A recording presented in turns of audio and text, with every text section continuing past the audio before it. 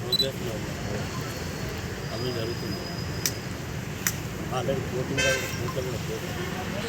కూడా ప్రకారం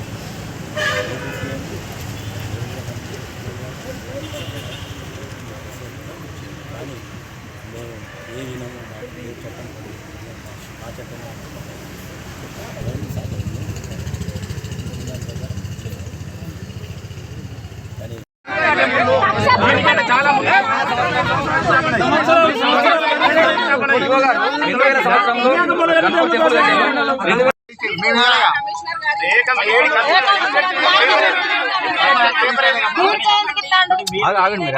లోపలికి కూడా అలో చేయకుండా ఇంతమంది ఉండి ముగ్గురు ఆడవాళ్ళని ఎంట్రన్స్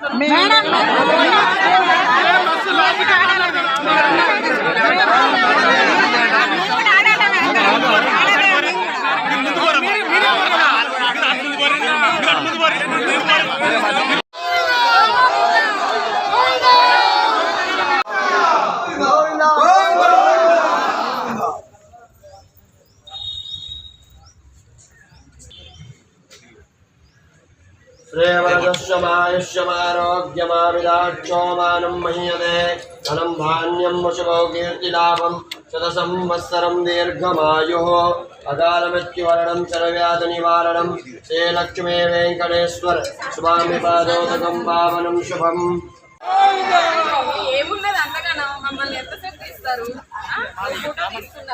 ల్యాండ్ పోరంబోక్ ల్యాండ్ లో కట్టడం జరిగింది ఈ గుడి. మా డిపార్ట్మెంట్ ప్రకారంగా ఏ గుడి అయినా ఏ ఇన్స్టిట్యూషన్ అయినా రిజిస్ట్రేషన్ అయినా అవ్వకపోయినా కూడాను అవన్నీ ఎండోమెంట్ పరిధిలోకి వస్తాయి. అదేవిధంగా ఇక్కడ ఇన్కమ్ ఉంది, టికెట్స్ అమ్ముతున్నారు, హుండీలు పెట్టారు, పబ్లిక్ వస్తున్నారు, అది పబ్లిక్ ప్రాపర్టీ కాబట్టి ఎండోమెంట్లోకి టేక్ ఓవర్ చేసుకోవడానికి వచ్చాము. దానికి ఏదో ఎమ్మెల్యే తొత్తులమని ఇంకేదో మాట్లాడుతున్నారు. మాకైతే ఎలాంటి పొలిటికల్ ప్రెజర్ లేదు. ఇన్స్ట్రక్షన్స్ ప్రకారంగా మేము టేక్ ఓవర్ చేసుకోవడానికి రావడం జరిగిందండి. దానికి దేవస్థాన కమిటీ మెంబర్స్ వాళ్ళు ఎవరు సహకరించలేదు.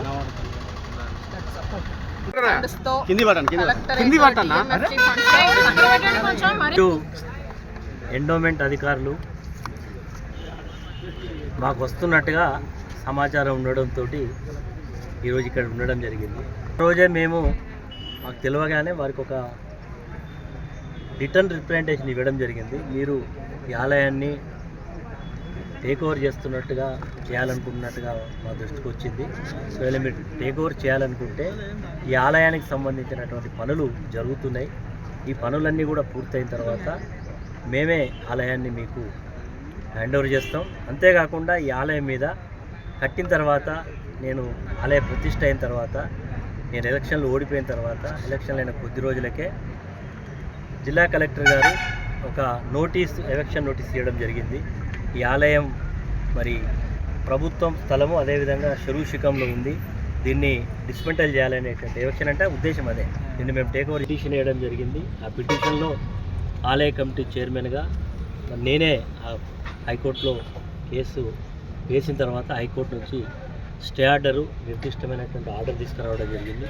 అంత తతంగం జరుగుతున్న సందర్భంలో ఆగామేఘాల మీద మరి ఈరోజు ఈ ఆలయాన్ని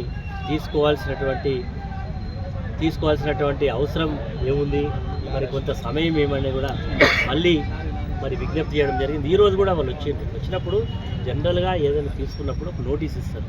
అలాంటి సెక్షన్ ప్రకారం అలాంటి యాక్ట్ ప్రకారం మేము ఆలయాన్ని తీసుకుంటున్నాం, మీ ఆలయాన్ని ప్రభుత్వం గుర్తించింది అని ఒక నోటీస్ ఇస్తారు. ఆ నోటీస్ ఇచ్చి మమ్మల్ని ఆలయం అంటే ఏదో ఇది ఒకటే కాదు, ఆలయానికి సంబంధించినటువంటి అనేక మరి స్వామివారు నగలు ఉన్నాయి, స్వామివారికి సంబంధించినటువంటి బంగారు నగలు ఉన్నాయి, వెండి నగలు ఉన్నాయి, తర్వాత మొత్తం చాలా సామాగ్రి ఉంది. ఏదో ఇట్లా వచ్చి తీసుకుంటున్నామని కాదు, కానీ ముందుగా నిర్దిష్టంగా ఇవ్వాలి. లెటర్ ఇవ్వకుండా ఈరోజు ప్రభుత్వం ఏకపక్షంగా కొంతమంది వ్యక్తుల యొక్క డైరెక్షన్ మీద నడుస్తూ ఉన్నది. మేము కూడా న్యాయ సలహా తీసుకోవడం జరిగింది. ఎవరైనా ఒక కార్యక్రమం తీసుకున్నప్పుడు తప్పకుండా నోటీస్ ఇవ్వడం అనేది ఆనవాయితీ ఉంటుందని చెప్పింది. ఆ నోటీస్ ఇవ్వమని చెప్పింది. మేము ఆ రోజు కూడా కేసీ గారిని, డీసీ గారిని కూడా మరి రిప్రజెంటేషన్ ఇచ్చి కూడా మీరు ఉంటే మాకు మరి తెలియపరిచి చేయండి అని చెప్పినాం. తప్పకుండా అని చెప్పింది. కానీ ఈరోజు ఏమి తెలియకుండానే వచ్చి ఈరోజు వాళ్ళందరూ కూడా రావడమే కాకుండా చాలామంది అధికారులను కూడా మరి ఈ ఆలయం టేక్ వరకు రమ్మని జిల్లాలో ఉండేటువంటి ఉమ్మడి జిల్లాకు సంబంధించిన అధికారులందరికీ కూడా నోటీస్ ఇచ్చింది. ఎందుకు ఇది ఏమన్నా బల ప్రదర్శన? ఇదేమన్నా చట్ట ప్రకారం నిజంగానే మీకు ఉన్నట్టుంది, వాళ్ళ యాక్ట్ ప్రకారం మేము తీసుకుంటాం. కానీ ఇదంతా కూడా వాళ్ళ ఉద్దేశం ఏంటంటే ఒక కక్ష సాధింపులాగా ఉన్నది. మీరు అందరూ కూడా చూస్తూ ఉన్నారు. ఈ ఆలయ ప్రతిష్ట దగ్గర నుంచి కూడా నిత్యం పూజా కార్యక్రమాలు, సేవా కార్యక్రమాలు, మరి ప్రతి శనివారం భక్తులకు భోజన మరి ప్రసాద కార్యక్రమాలు అన్నీ కూడా జరుగుతున్నాయి. ఇంకా ఆలయ పనులు కూడా జరుగుతున్నాయి. చాలా మెటీరియల్ పడి ఉంది ఇక్కడ.